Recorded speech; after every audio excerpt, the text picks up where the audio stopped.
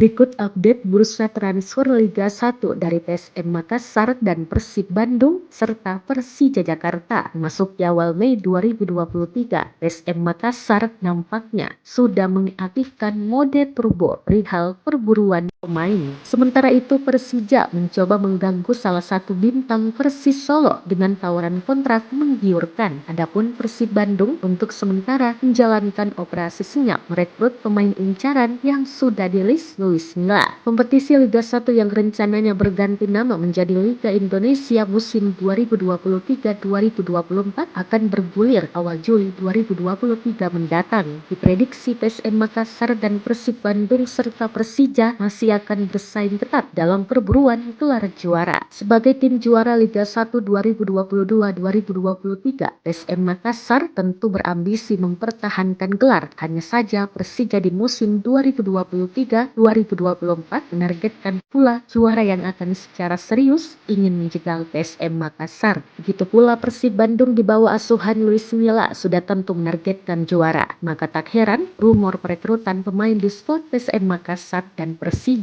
serta Persib Bandung menarik ditunggu.